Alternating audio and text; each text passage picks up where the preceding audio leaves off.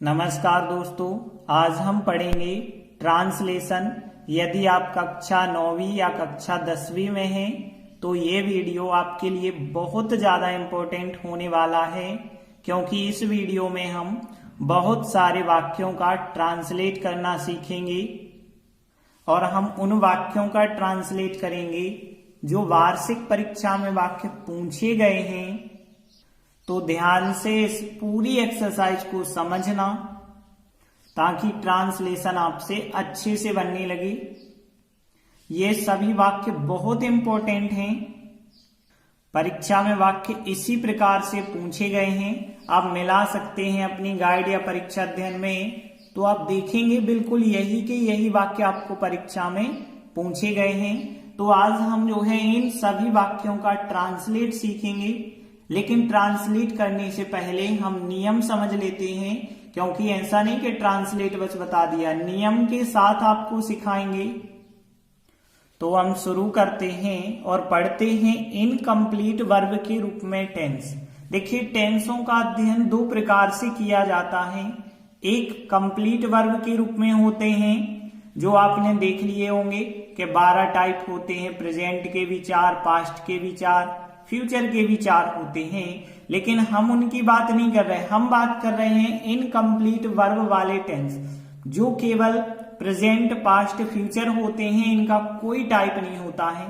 जैसे हम देखें तो एक इनकम्प्लीट वर्ब है बी। बी का मतलब होता है होना। तो यहाँ पे बी क्रिया जो है प्रेजेंट फॉर्म में इज एम आर कहलाती है, पास्ट फॉर्म में वाज वर कहलाती है और फ्यूचर फॉर्म में शैल बी या विल बी कहलाती है। और इनका हिंदी मीनिंग क्या होता है? जेमार यदि लगाते हैं तो है, हूं, हो हिंदी मीनिंग होता है। वाज वर की बात करें तो था, थे, थी होता है।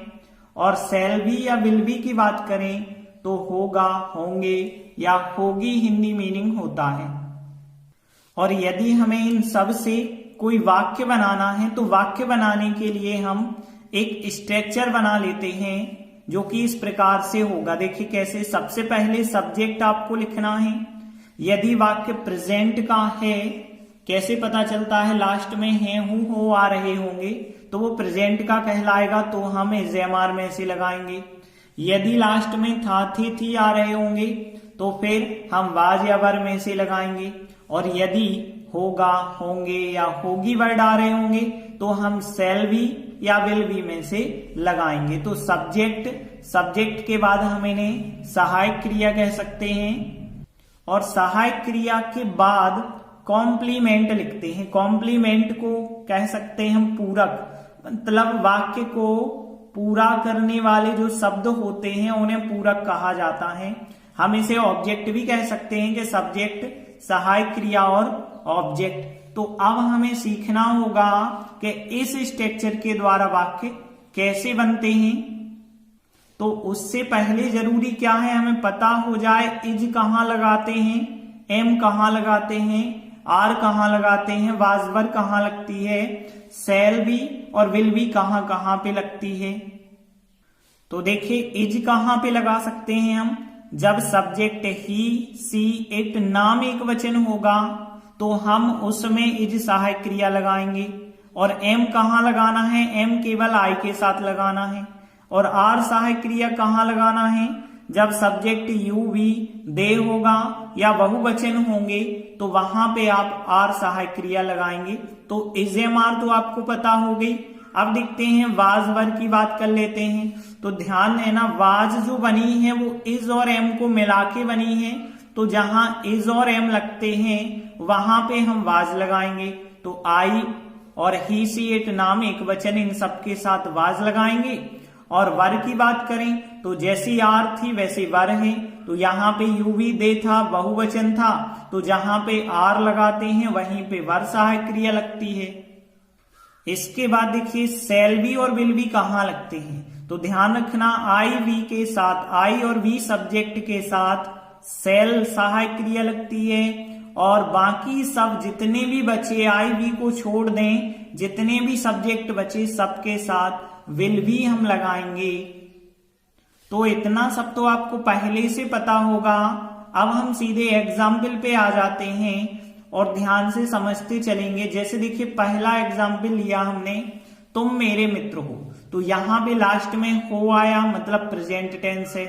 और प्रेजेंट टेंस है तो हम फिर कैसे बनाएंगे, सबसे पहले हम सब्जेक्ट लिखते हैं और सब्जेक्ट के बाद सहायक क्रिया, इसके बाद जो भी बचता है वो कॉम्प्लीमेंट मतलब पूरक कहलाता है, इसे हम ऑब्जेक्ट भी कह सकते हैं। तो देखिए सबसे पहले वाक्य में सब्जेक्ट ढूंढना होगा, किस व्यक्ति के बारे में बात करी गई है, तुम मेरे मित्र हो, मतलब यहाँ तुम के बारे में बात करी गई है, तो तुम हो जाएगा सब्जेक्ट। तुम के लिए अंग्रेजी में आपको पता होगा यू कहते हैं, तो यू लिखा। अब यहाँ पे ध्यान देना, टेंस है प्रेजेंट, प्रेजेंट है तो इज एम आर में से सहायक क्रिया लगाएंगे और यू के साथ कौन सी सहायक क्रिया लगेगी, आर लगेगी, तो यू आर। अब देखिए मेरे मित्र, इतना बचा है आपका शेष वाक्य जो कि कॉम्प्लीमेंट कहलाता है, इसे हम ऑब्जेक्ट भी कह सकते हैं। तो मेरे मित्र, अब देखिए मेरा या मेरे के लिए क्या कहते हैं, माई कहते हैं, तो माई लिख देंगे। और फिर मित्र के लिए क्या कहते हैं, फ्रेंड कहते हैं, तो you are my friend answer बन जाएगा। अगला वाक्य देखिए, यहां मेरे पिताजी शिक्षक थे, तो यहां पे सब्जेक्ट क्या है, मेरे पिताजी, क्योंकि किसके बारे में हम बात कर रहे हैं वो कहलाता है सब्जेक्ट। और मेरे पिताजी को क्या लिखेंगे हम, माई फादर लिखेंगे, तो माई फादर सब्जेक्ट हो गया। इसके बाद हमें सहायक क्रिया लगानी है, लेकिन हमने देखा लास्ट में थे लिखा, मतलब पास्ट टेंस होगा, और पास्ट टेंस में या तो वाज या तो वर सहायक क्रिया लगाते हैं। अब यहाँ पे माई फादर देखिए एक वचन है ना, एक है ना फादर, तो यहाँ एक वचन में हम वाज सहायक क्रिया लगा देंगे, तो वाज सहायक क्रिया लगा दी। इसके बाद देखिए शिक्षक बचा है, जो ऑब्जेक्ट या कॉम्प्लीमेंट हम कह सकते हैं, तो शिक्षक के लिए टीचर कहते हैं, लेकिन यहाँ पे आप आर टीचर लिखेंगे, क्योंकि कोई संज्ञा यदि अकेली आती है तो जनरली उसके आगे हम आर्टिकल एन में से लगा सकते हैं। तो my father was a teacher right answer हो जाएगा। अगला वाक्य देखिए, उसका भाई ईमानदार नहीं होगा, होगा लास्ट में आया मतलब फ्यूचर। अब देखिए इसमें सब्जेक्ट क्या है, उसका भाई, किसके बारे में हम बात कर रहे हैं वो सब्जेक्ट कहलाता है, तो उसका भाई मतलब यहाँ पे उसका मतलब किसी लड़की का भाई भी हो सकता है, किसी लड़के का भाई भी हो सकता है, तो उसका के लिए आप यहाँ पे हिज ब्रदर भी लिख सकते हैं, और चाहें तो लड़की का भाई है तो हर ब्रदर भी हम लिख सकते हैं। तो दोनों तरीकों से यहाँ सही है, चाहे आप हिज ब्रदर लिख दें या हर ब्रदर लिख दें। तो सब्जेक्ट तो इतना लिख गया। अब सब्जेक्ट के बाद देखिए यहाँ फ्यूचर टेंस है, और फ्यूचर टेंस है तो या तो हम विल बी लगाएंगे या तो सेल बी लगाएंगे। तो सेल बी और विल बी में से चेक करिए क्या लगती है। देखिए यहाँ आई भी तो सब्जेक्ट है नहीं, तो सेल बी तो लगेगा नहीं, क्या लगेगा, विल बी लगेगा। तो यहाँ पे हम विल बी लगा देंगे, लेकिन एक चीज ध्यान देना, वाक्य में नॉट भी तो आना है, और नॉट जो है आपको पता होगा सहायक क्रिया के बाद लगता है। तो यहाँ पे देखिए विल बी सहायक क्रिया है, मतलब विल भी है सहायक क्रिया और बी है, दो जब सहायक क्रियाएं होती हैं तो एक सहायक क्रिया के बाद नॉट लगाते हैं। तो यहाँ विल नॉट भी इस प्रकार से लिखना पड़ेगा आपको, क्योंकि जो पहले सहायक क्रिया मिलती है उसके बाद नॉट लगाते हैं। बाकी बचा ईमानदार, ईमानदार को हम क्या कहते हैं, ऑनेस्ट कहते हैं, तो इस प्रकार से आंसर बन जाएगा। आगे एक नियम ध्यान देना, नोट करके हमने लिखा है, जब किसी स्थान पर कुछ चीजें होती हैं हम उसके बारे में बताते हैं तो वहां देयर सब्जेक्ट माना जाता है। जैसे हम बताएंगे कि हमारी कक्षा में 40 विद्यार्थी हैं, तो मतलब हम बता रहे होंगे कि किसी स्थान पे कितनी चीजें हैं, वहां देयर सब्जेक्ट माना जाएगा। ये याद रखना, जब हम एक्सरसाइज करेंगे तो उसमें इसकी जरूरत होगी। एक और नियम याद रखना, समय, मौसम आदि को बताने के लिए इट का प्रयोग सब्जेक्ट के रूप में करते हैं। जैसे आपको पता है बारिश हो रही है वाला वाक्य जब देखते हैं तो उसमें इट सब्जेक्ट हम लगाते हैं, लेकिन यहाँ पे समय को बताने में भी इट सब्जेक्ट का प्रयोग करेंगे, क्योंकि समय या मौसम वाले वाक्य में यदि कुछ सब्जेक्ट नहीं होता है तो ध्यान रखना वहां इट माना जाता है। अब हम सीधे एक्सरसाइज पे आ जाते हैं। तो देखिए एक्सरसाइज का पहला वाक्य, भोपाल मध्य प्रदेश की राजधानी है। अब देखिए लास्ट में लिखा है, इसका मतलब है प्रेजेंट, और प्रेजेंट में हम इज एम आर लगाते हैं। तो देखिए यहाँ पे सब्जेक्ट क्या होगा, भोपाल, क्योंकि भोपाल के बारे में बात करी जा रही है तो सब्जेक्ट लिखा हमने भोपाल। अब देखिए भोपाल एक शहर का नाम है, मतलब भोपाल एक वचन है, तो इज एम आर में से हम क्या लगाएंगे, इज लगाएंगे। अब क्या बचा है, ऑब्जेक्ट, मध्य प्रदेश की राजधानी बचा हुआ है ऑब्जेक्ट। तो देखिए जब भी बीच में का के कीवर्ड आता है तो उसके लिए हम ऑफ लिखते हैं, और ऑफ लिखने का जो तरीका होता है उल्टा तरीका होता है। पहले हम राजधानी को लिखेंगे, फिर ऑफ लिखेंगे, फिर मध्य प्रदेश को लिखेंगे। तो राजधानी को क्या कहते हैं, राजधानी को कैपिटल कहते हैं। हम लिखेंगे द कैपिटल, तो द कैपिटल लिखा मतलब राजधानी को लिख गया, फिर ऑफ लिखेंगे और इसके बाद फिर लिखेंगे मध्य प्रदेश। तो इस प्रकार से हमारा फिर आंसर बन जाएगा। आसानी से फिर आप बना सकते हैं। अगला वाक्य देखिए, राम अयोध्या के राजा थे। यहाँ थे का मतलब है पास्ट, तो सबसे पहले सब्जेक्ट देखिए, राम के बारे में बात हो रही है तो राम हो जाएगा सब्जेक्ट। अब यहाँ पास्ट है इस वजह से वाज वर्ब में से लगाएंगे, और राम क्या है, एक नाम है एक व्यक्ति का, और नाम के साथ हम वाज सहायक क्रिया लगाएंगे। अब ऑब्जेक्ट बचा है अयोध्या के राजा, तो हमने बताया का के कीवर्ड जब बीच में आते हैं तो हम ऑफ का प्रयोग करते हैं, और ऑफ जब भी लगाते हैं तो उल्टा लिखते हैं। पहले राजा को लिखेंगे, फिर ऑफ को लिखेंगे, फिर अयोध्या को लिखेंगे। अब राजा को क्या कहते हैं, किंग कहते हैं, लेकिन हम दा लगा के लिखेंगे द किंग, और फिर ऑफ द किंग ऑफ, फिर लिखेंगे अयोध्या। तो द किंग ऑफ क्या हो जाएगा, अयोध्या। अगला वाक्य देखिए, राम और श्याम मित्र हैं। तो यहाँ पे देखिए राम और श्याम की बात हो रही है, दो लोगों की, तो सब्जेक्ट तो राम और श्याम ही होगा ना। तो यहाँ पे राम एंड श्याम हो जाएगा सब्जेक्ट, तो यहाँ पे राम एंड श्याम लिखा सब्जेक्ट। अब देखिए है लिखा लास्ट में, इसका मतलब प्रेजेंट है। प्रेजेंट में तो इज एम आर में से सहायक क्रिया लगाते हैं, तो यहाँ पे देखें इज एम आर में से क्या लगाएंगे। देखिए यहाँ पे नाम तो है लेकिन दो लोगों का नाम है, तो दो लोगों का नाम है, इसका मतलब ये बहुवचन, और बहुवचन में आर सहायक क्रिया लगाते हैं। अब ऑब्जेक्ट क्या बचा है, मित्र, तो मित्र को फ्रेंड कहते हैं, तो फ्रेंड लिखेंगे। लेकिन ध्यान देना यहाँ दो व्यक्ति हैं, तो दो व्यक्ति हैं इस वजह से फ्रेंड्स लिखा जाएगा। इस प्रकार से आंसर बन जाएगा। अगला वाक्य देखिए, ईमानदारी सबसे अच्छी नीति है। देखिए ये वाक्य सबसे ज्यादा बार परीक्षा में पूछा गया है। तो देखिए ईमानदारी के बारे में बात हो रही है, तो देखिए क्या कहते हैं, जैसे हमें पता है ऑनेस्ट का मतलब होता है ईमानदार, लेकिन ऑनेस्टी कहलाती है ईमानदारी। तो ऑनेस्टी के बारे में बात हो रही है, ऑनेस्टी सब्जेक्ट हो गया। अब यहाँ लास्ट में है लिखा है, इसका मतलब प्रेजेंट, प्रेजेंट है तो इज एम आर में से लगाएंगे। अब देखिए ऑनेस्टी, ईमानदारी जो है एक वचन बहुवचन तो होती नहीं है, तो एक वचन ही आप उसे मान के चलेंगे, तो ऑनेस्टी इज। और फिर देखिए ऑब्जेक्ट क्या बचा, सबसे अच्छी नीति। देखिए सबसे अच्छी के लिए क्या कहते हैं, बेस्ट। बेस्ट का मतलब होता है सबसे अच्छा, तो बेस्ट हो जाएगा। और पॉलिसी मतलब होती है नीति, लेकिन यहाँ जो बेस्ट है वो सुपरलेटिव डिग्री है, और सुपरलेटिव डिग्री के पहले हम द जरूरी है लगाना, तो द बेस्ट लिखना होगा, सबसे अच्छी। और पॉलिसी मतलब होती है नीति, तो फिर इस प्रकार से हमारा आंसर बन जाएगा।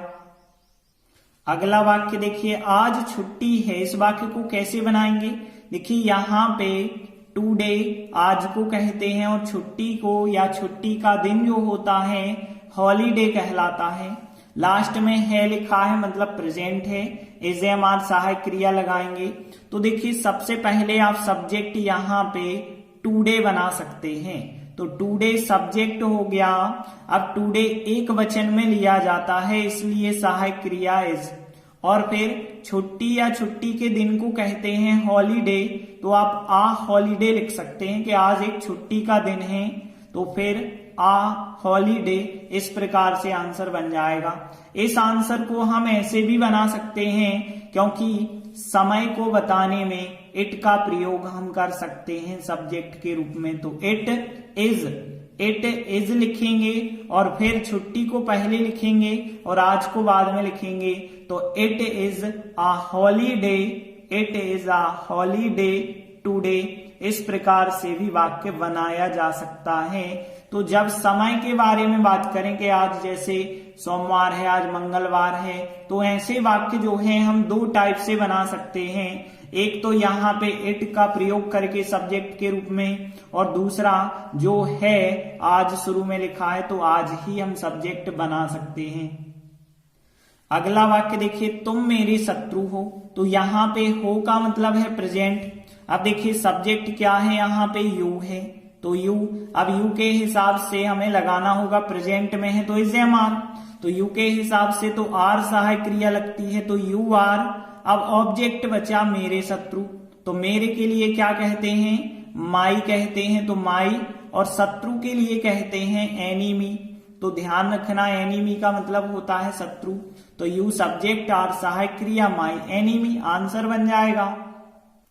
अगला वाक्य, मैं डॉक्टर नहीं हूं, देखिए हूं लिखा है मतलब present, subject is am are सहायक क्रिया और ऑब्जेक्ट, तो देखिए सब्जेक्ट क्या है, मैं के लिए आई कहते हैं, आई के हिसाब से इज एम आर में से हम लगाएंगे तो आई के हिसाब से तो एम लगता है। अब देखिए वाक्य नेगेटिव है, यदि नहीं शब्द आता है तो नेगेटिव कहलाता है, और नहीं के लिए हमें नॉट लिखना होता है, और नॉट सहायक क्रिया के बाद लिखते हैं, तो आई एम नॉट और फिर डॉक्टर। अब देखिए डॉक्टर लिखेंगे लेकिन डॉक्टर के पहले आप ए आर्टिकल लगा दें कि I am not a doctor.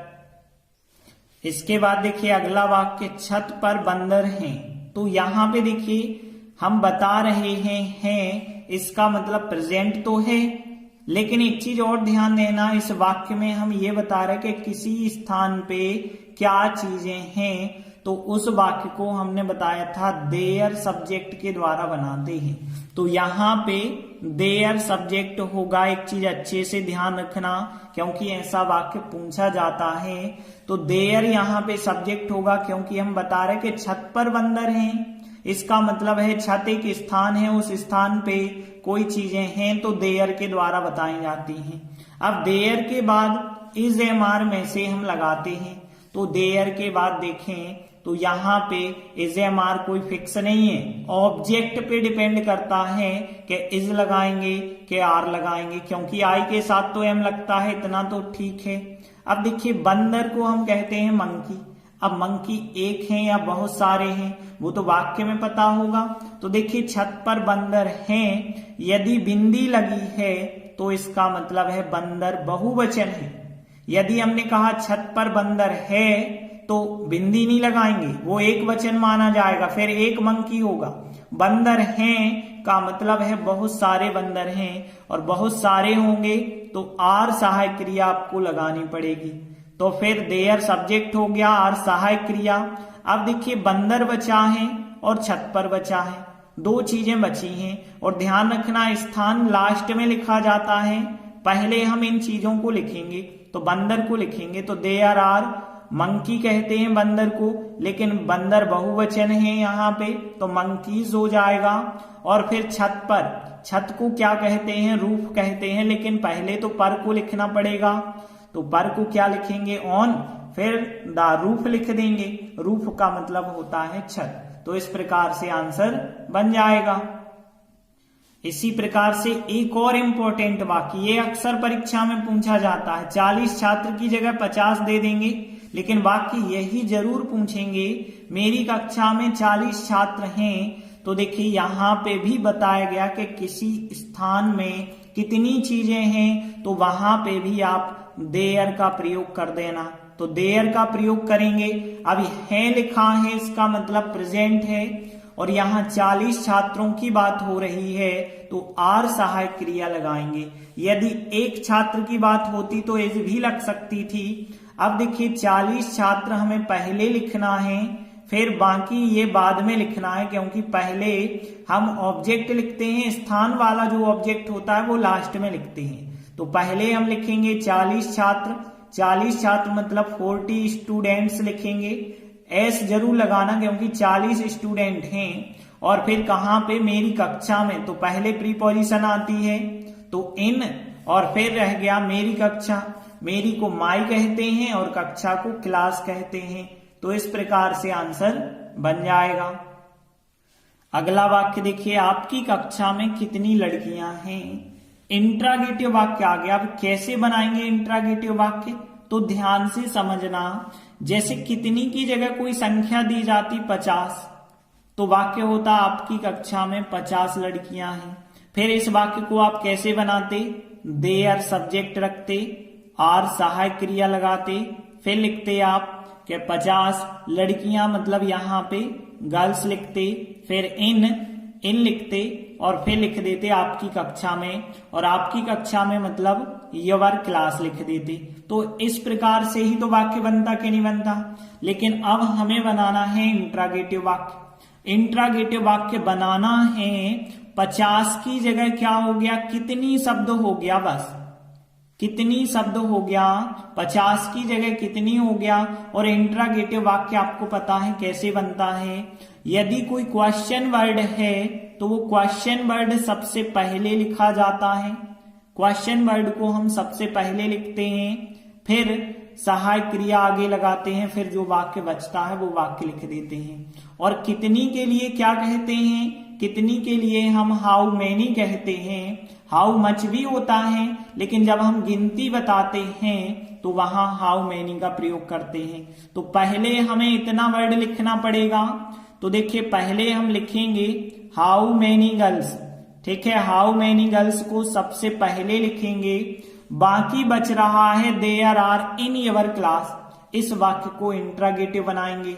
Interrogative कैसे बनता है, सहायक क्रिया जो होती है वो शुरुआत में रख देते हैं, तो आर सहायक क्रिया शुरुआत में रख देंगे, लेकिन फिर देयर तो लिखना पड़ेगा, और फिर इन योर क्लास भी लिखना पड़ेगा।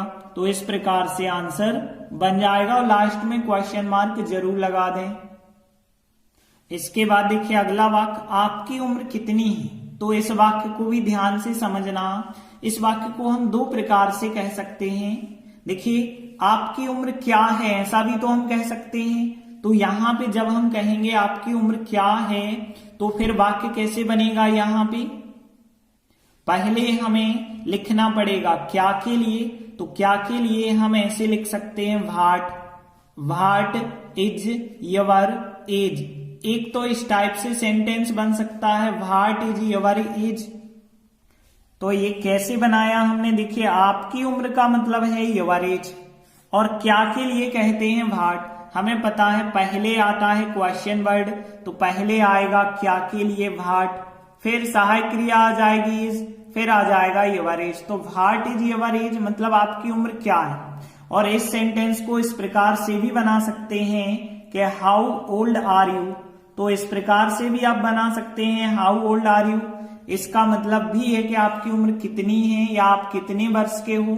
तो देखिए सबसे पहले लिखा जाएगा उम्र कितनी, मतलब हाउ ओल्ड लिखा जाएगा। जैसे अभी हमने हाउ मैनी लिखा था, वैसे ही हाउ ओल्ड का मतलब होता है कितनी उम्र या उम्र कितनी। और फिर सहायक क्रिया क्या लगाएंगे, हम आर लगाएंगे। क्यों लगाएंगे, क्योंकि आपकी बात हो रही है और आपकी के लिए हम यू लिख रहे हैं, तो आर सहायक क्रिया। लेकिन यहां हमने योर एज लिखा है, योर एज इस वजह से इज सहायक क्रिया। तो ध्यान रखना है यू के हिसाब से तो आर, लेकिन योर एज के हिसाब से इज सहायक क्रिया लगाएंगे। तो ये वाक्य ध्यान रखना, दो टाइप से आप बना सकते हैं। इसके बाद देखिए अगला वाक्य, तुम्हारा क्या नाम है। तो देखिए यहां पे भी इंट्रागेटिव वाक्य है। इंट्रागेटिव वाक्य में पता है सबसे पहले जो क्वेश्चन वर्ड होता है उसे हम लिखते हैं। तो क्या को हम लिखेंगे पहले। तो क्या के लिए हमने क्या लिखा था पिछले में, भाट। भाट होता है क्या के लिए। अब वाक्य है प्रेजेंट, तो इज एम आर में से लिखेंगे। देखिए यहाँ पे जो बचा है योर नेम, वो होगा सब्जेक्ट, और योर नेम के हिसाब से इज सहायक क्रिया आएगी। तो भाट इज, और फिर बाद में लिख देना योर नेम। तो भाट इज योर नेम, इस प्रकार से हमारा आंसर बन जाएगा। और लास्ट में क्वेश्चन मार्क। अगला वाक्य देखिए, मेरी कक्षा में 50 विद्यार्थी हैं। अभी हमने 40 वाला किया था, अब 50 वाला भी कर लेते हैं। तो देखिए जब हम किसी स्थान के बारे में बताते हैं कितनी चीजें हैं, तो वहां देयर का प्रयोग करते हैं। तो देयर होगा सब्जेक्ट। अब वाक्य है प्रेजेंट में, मतलब इज एम आर में से लगाएंगे, और 50 विद्यार्थी हैं तो आर सहायक क्रिया लगानी होगी हमें। 50 विद्यार्थी पहले लिखेंगे। तो 50 स्टूडेंट्स, अब देखिए 50 की चाहे तो आप स्पेलिंग भी लिख सकते हैं, 50 स्टूडेंट्स, और फिर लास्ट में आपको स्थान लिखना है मेरी कक्षा में, और मैं पहले लिखते हैं प्रीपोजिशन, तो इन माई क्लास। तो इस प्रकार से हमारा आंसर बन जाएगा। अगला वाक्य देखिए, नेहरू जी एक महान पुरुष थे। देखिए थे आ रहा है, इसका मतलब है पास्ट टेंस। पास्ट टेंस में हमें वाज वर सहायक क्रियाएं लगानी पड़ती हैं। तो नेहरू जी के बारे में बात हो रही है, तो नेहरू जी तो हो जाएगा यहाँ पे सब्जेक्ट। तो यहाँ पे नेहरू जी हो गया सब्जेक्ट। इसके बाद ध्यान देना, नेहरू जी एक वचन है क्योंकि एक व्यक्ति का नाम है, वाज सहायक क्रिया। अब देखिए एक महान पुरुष बचा है ऑब्जेक्ट। एक के लिए हम आर्टिकल लिखते हैं, हमेशा ध्यान रखना, एक के लिए वन कभी नहीं लिखते हैं। एक महान पुरुष मतलब ग्रेट, ग्रेट का मतलब होता है महान, और पुरुष के लिए मैन कह सकते हैं, MAN। MEN नहीं लिखना क्योंकि MEN बहुवचन होता है, MAN लिखना। तो नेहरू जी, और वाज सहायक क्रिया क्योंकि नेहरू जी तो एक हैं, इसलिए वाज, और आ ग्रेट मैन। अगला वाक्य, वह राकेश का भाई है मतलब प्रेजेंट, फिर आपको इज एम आर लगाना होगा। तो देखिए वह मतलब ही लिखेंगे, ही मतलब होता है वह, और फिर ही के हिसाब से तो आपको पता है इज सहायक क्रिया लगाते हैं। अब ऑब्जेक्ट है राकेश का भाई। हमने बताया था जब भी बीच में काके की शब्द आए तो आप ऑफ का इस्तेमाल कर सकते हैं, और ऑफ का इस्तेमाल करेंगे तो ब्रदर ऑफ राकेश लिखा जाएगा। लेकिन हम यहाँ दूसरा तरीका आपको बता रहे हैं, यदि आप ऑफ का इस्तेमाल नहीं करते तो अपोस्ट्रॉफी एस का इस्तेमाल कर सकते हैं का के लिए। जब हम अपोस्ट्रॉफी एस का इस्तेमाल करते हैं तो वाक्य सीधा लिखा जाता है। तो राकेश पहले लिखेंगे हम, फिर अपोस्ट्रॉफी एस मतलब का, और फिर भाई के लिए ब्रदर लिख देंगे। तो इस प्रकार से आंसर बन जाएगा। लेकिन आप ब्रदर ऑफ राकेश लिख रहे हो तब भी आंसर सही है। अगला वाक्य देखिए, आज सोमवार है। इस वाक्य को हम कैसे बनाएंगे? देखिए ऐसे वाक्यों को हम दो प्रकार से बना सकते हैं। एक तो हम सब्जेक्ट के रूप में इट लिख देते हैं जब भी टाइम बताते हैं कि आज ये दिन है, कल वो दिन था, आज इतना समय हुआ है, आज गर्मी थी, बारिश हो रही थी। तो ऐसे वाक्यों में सब्जेक्ट हम इट लगा देते हैं। अब वाक्य है प्रेजेंट, इसलिए सहायक क्रिया हो जाएगी यहाँ पे इज। तो इट इज पहले आएगा सोमवार, तो सोमवार को हम क्या कहते हैं? मंडे कहते हैं, तो मंडे लिखेंगे। फिर टुडे आएगा यहाँ पे लास्ट में, तो यहाँ पे आंसर हो गया इट इज मंडे टुडे। इस वाक्य को हम ऐसा भी बना सकते हैं, यदि टुडे आप सब्जेक्ट ले लेते हैं तब भी आंसर सही है कि टुडे इज सहायक क्रिया और फिर मंडे। तो टुडे इज मंडे भी राइट आंसर है और इट इज मंडे टुडे भी राइट आंसर है। अगला वाक्य देखिए, गाय एक पालतू जानवर है का मतलब प्रेजेंट। देखिए गाय की बात हो रही है तो गाय को हम काऊ कहते हैं, लेकिन यहाँ पे हम दा काऊ कहेंगे क्योंकि किसी एक गाय की बात नहीं हो रही है। गाय का पूरा समूह जो है वो बताना चाह रहे हैं हम कि जितनी भी दुनिया भर की गाय हैं सब एक पालतू जानवर हैं। तो यहाँ पे दा काऊ लिखा हमने सब्जेक्ट। अब यहाँ सहायक क्रिया इज एम आर में से लगानी पड़ेगी। तो दा काऊ लिखा तो एक वचन है इसलिए सहायक क्रिया तो इज होगी। एक पालतू जानवर बचता है ऑब्जेक्ट। तो एक के लिए हम आर्टिकल या तो ए लगाते हैं या एन लगाते हैं, वो डिपेंड करता है उच्चारण। अब पालतू के लिए आप पेट लिख रहे हो, मतलब आप व्यंजन से उच्चारण कर रहे हो, तो ए आर्टिकल। अब देखिए पालतू के लिए पीईटी पेट या डोमेस्टिक भी हम कह सकते हैं, तो यहाँ पे आप पेट। और जानवर के लिए क्या कहते हैं, एनिमल कहते हैं, तो फिर आप पेट एनिमल का मतलब हो गया एक पालतू जानवर। इस प्रकार से आंसर बन जाएगा। अगला वाक्य, तुम मेरे भाई हो। देखिए हो लिखा मतलब प्रेजेंट, सब्जेक्ट तो है यू क्योंकि तुम के बारे में बात हो रही है, और यू के हिसाब से इज एम आर में से हमें लगाना पड़ेगा, तो आर सहायक क्रिया होती है यू के हिसाब से। और मेरे भाई बचता है ऑब्जेक्ट, तो मेरे भाई को क्या लिखेंगे हम, माई ब्रदर लिख देंगे। इस प्रकार से आंसर बन जाएगा। अगला वाक्य देखिए, पुस्तक मेज पर है। इस वाक्य को कैसे बनाएंगे, देखिए पुस्तक हो गया सब्जेक्ट, तो पुस्तक को हम द बुक लिख सकते हैं। और यहाँ पे ध्यान देना सहायक क्रिया है लिखा है, मतलब इज एम आर में से लगाएंगे। और यहाँ पे पुस्तक एक है, इस वजह से इज लगाएंगे। और मेज पर ये बचता है ऑब्जेक्ट, तो क्या लिख देंगे, ऑन द टेबल लिख देंगे। टेबल को कहते हैं मेज, तो यहाँ ऑन द टेबल। इस प्रकार से आंसर बन जाएगा। अब देखिए ये वाक्य जो है आप देयर से भी बना सकते थे, तो देयर से यदि हम सेंटेंस बनाते तो देयर होता सब्जेक्ट, सहायक क्रिया क्या होती, इज क्यों होती, क्योंकि एक पुस्तक है, तो देयर इज आ बुक लिखते हम, देयर इज आ बुक। और फिर कहां पे है, मेज पर है, मतलब ऑन द टेबल लिख देते। तो इस प्रकार से भी आंसर सही है, जैसे हमने बनाया था ना क्या जो है छत पर बंदर है, तो वैसे वाक्य जो है ये भी तो है, तो दोनों टाइप से राइट आंसर है। अगला वाक्य, क्या अशोक महान राजा थे। तो यहाँ पे ध्यान देना क्वेश्चन मार्क है, इंट्रागेटिव। तो देखिए यहाँ पे यदि हम देखें था लिखा है, मतलब वाज वर सहायक क्रियाएं होंगी। और यहाँ पे सब्जेक्ट क्या है, अशोक है, तो अशोक सब्जेक्ट के साथ सहायक क्रिया क्या होगी, वाज। अब देखिए वाक्य इंट्रागेटिव है, तो सहायक क्रिया तो हमें सबसे पहले लिखनी पड़ती है, तो वाज सहायक क्रिया पहले लिखेंगे, फिर बाद में हम अपने सब्जेक्ट को लिखेंगे। तो यहाँ पे वाज अशोक। अब देखिए महान पुरुष होते हैं, उनको हम अशोका लिख सकते हैं। वैसे नाम अशोक है, लेकिन अब कोई महान पुरुष है तो उसे अशोका लिखा जा सकता है। और इसके बाद क्या बचा, महान राजा। तो महान राजा मतलब हम कह सकते हैं अ ग्रेट किंग। किंग मतलब होता है राजा, तो अ ग्रेट किंग, और लास्ट में क्वेश्चन मार्क लगा देंगे। अगला वाक्य देखिए, तुम्हारा मित्र प्यासा था। इस वाक्य को देखिए, तुम्हारा मित्र हो जाएगा सब्जेक्ट, तुम्हारा मित्र के लिए आप क्या लिखेंगे, योर फ्रेंड। इसके बाद देखिए था का मतलब पास्ट, मतलब वाजवर में से हमें लगाना होगा।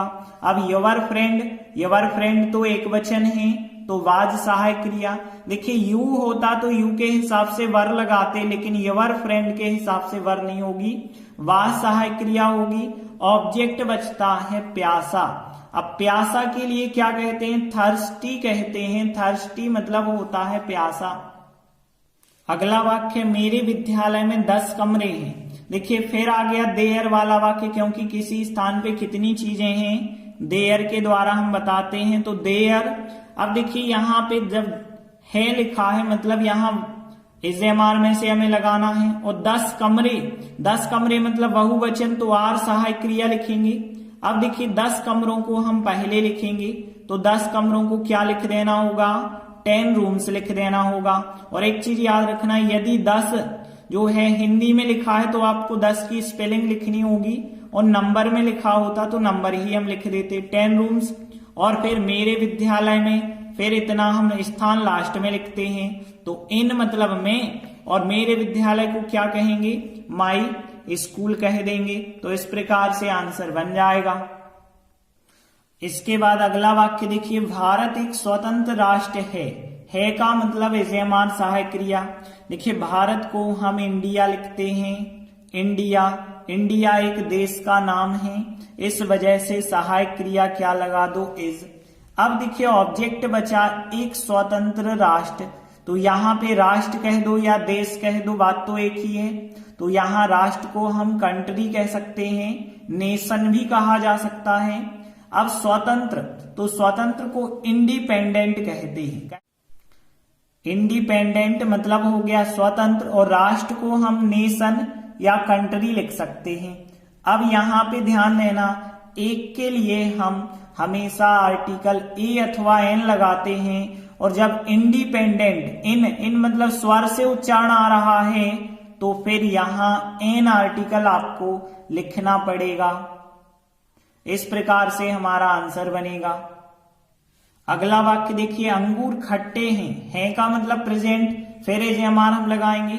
तो अंगूर को क्या कहते हैं हम? ग्रेप्स कहते हैं। तो यहां ग्रेप्स हो गया सब्जेक्ट। अब देखिए एक अंगूर तो होगा नहीं, बहुत सारे होंगे, तो फिर ग्रेप्स लिखा गया, और ग्रेप्स के हिसाब से तो एजेएमआर में से आर सहायक क्रिया लगेगी क्योंकि बहुवचन है। अब खट्टे ऑब्जेक्ट बचा, तो खट्टे के लिए साउर कहते हैं, तो साउर लिखना पड़ेगा, यही हमारा आंसर हो जाएगा। अगला वाक्य देखिए, कमला गाने की शौकीन है। कमला हो गया सब्जेक्ट यहाँ पे, तो कमला हमने यहाँ पे सब्जेक्ट लिखा, और है लिखा है लास्ट में मतलब एजेएमआर, तो एजेएमआर में से इज लगा दो क्योंकि कमला एक नाम है, एक वचन है।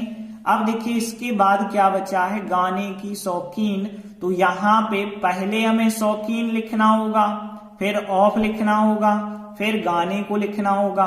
तो यहाँ पे शौकीन के लिए कहा जाता है फॉन्ड, FOND, फॉन्ड का मतलब होता है शौकीन, और ऑफ मतलब की, और गाने की शौकीन। अब गाने की मतलब गाने की जो क्रिया होती है उसे सिंगिंग लिखते हैं, तो यहाँ पे सिंगिंग लिखना पड़ेगा आपको, सिंग नहीं लिख सकते क्योंकि यहाँ सिंगिंग नाउन के तौर पे इस्तेमाल किया गया है। यदि कहा होता कि कमला जो है पढ़ने की शौकीन है तो रीडिंग लिखा जाता, खाने की शौकीन है तो ईटिंग लिखा जाता। तो इस प्रकार से आंसर आप बना सकते हैं। अगला वाक्य देखिए, आपकी क्या राय है। देखिए क्या शब्द आया है और इंट्रागेटिव वाक्य है, तो सबसे पहले तो हमें इसी क्या शब्द को लिखना पड़ता है, तो व्हाट। अब देखिए यहाँ पे है लिखा मतलब एजेएमआर में से हम लगाएंगे। तो देखिए यहाँ पे क्या बचा है, आपकी राय, और आपकी राय के हिसाब से तो सहायक क्रिया इज लगेगी क्योंकि आपकी राय कोई बहुवचन तो है ही नहीं, तो एक वचन ही हमें मानना पड़ा, तो इज, तो व्हाट इज। अब आपकी राय के लिए क्या लिखेंगे, आपकी के लिए यवर कहते हैं, और फिर राय, विचार, सलाह को ओपिनियन कहते हैं, तो ओपिनियन यहाँ पे हो जाएगा राय के लिए। तो व्हाट इज योर ओपिनियन, आपकी क्या राय है का ट्रांसलेशन हो गया। अगला वाक्य देखिए, पुल नदी के ऊपर है, तो देखिए पुल हो गया सब्जेक्ट, पुल को क्या लिखेंगे, ब्रिज, दा ब्रिज लिख दिया हमने, दा लगा के लिख देते हैं दा ब्रिज।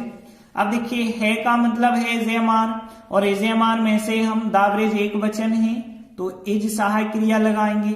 अब देखिए नदी के ऊपर, देखिए यहां पे भी के वर्ड आ रहा है, लेकिन के ऊपर के लिए कोई वर्ड है हमारे पास, वो वर्ड होता है ओवर। ओवर का मतलब के ऊपर, और किसके ऊपर, नदी के ऊपर, तो ओवर द रिवर लिख देंगे। तो इस प्रकार से आंसर बनेगा। तो यहाँ द ब्रिज सब्जेक्ट, इज सहायक क्रिया।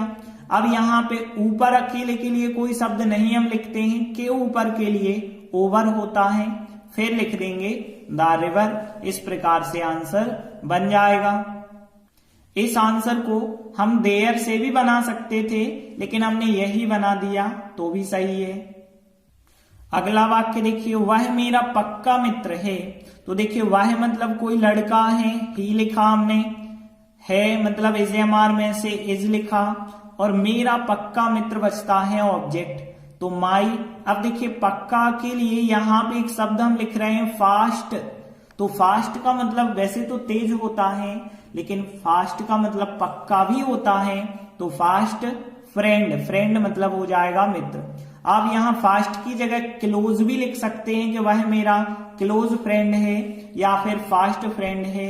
इस प्रकार से आंसर हो जाएगा। अगला वाक्य, हिमालय भारत के उत्तर में है। देखिए यहाँ पे है लिखा है मतलब प्रेजेंट, एजेएमआर फिर आपको लगाना होगा। तो यहाँ पे सब्जेक्ट हो जाएगा हिमालय, क्योंकि हिमालय के बारे में बात हो रही है, तो यहाँ पे सब्जेक्ट हो गया हिमालय।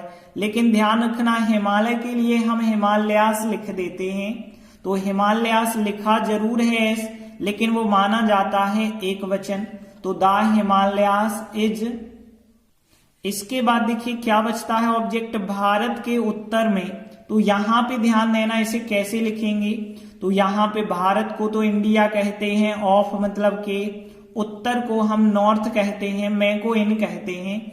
लेकिन ध्यान देना, जब किसी दिशा में होती हैं कोई चीजें तो वहां पे आप इन ना लिख के टू लिखते हैं। ध्यान रखना इस चीज को, क्योंकि यहाँ गलती हो जाएगा वाक्य। यदि हम पूर्व दिशा में हैं तो यहाँ टू लगा के आप लिखते हैं, इन नहीं लगाते हैं। तो यहाँ पे टू लिखा, और फिर उत्तर को क्या लिख सकते हैं हम, उत्तर को कहते हैं नॉर्थ, दिशा का नाम है, दा लगा के लिखेंगे, तो द नॉर्थ ऑफ, ऑफ मतलब के, और भारत मतलब इंडिया लिख देंगे। तो इस प्रकार से आंसर बनेगा। इसके बाद देखिए अगला वाक्य है, अभी 7 बजे है। देखिए हमने बताया था जब भी टाइम के बारे में बात होती है, मौसम के बारे में बात होती है, तो ऐसे वाक्यों में आप इट सब्जेक्ट का इस्तेमाल करते हैं।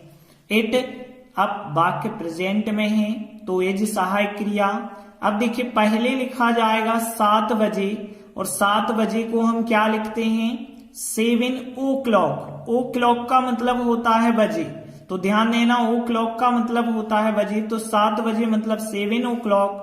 और अभी या अब के लिए कहते हैं नाउ, नाउ का मतलब होता है अब या अभी। तो इस प्रकार से हम ट्रांसलेट कर सकते हैं।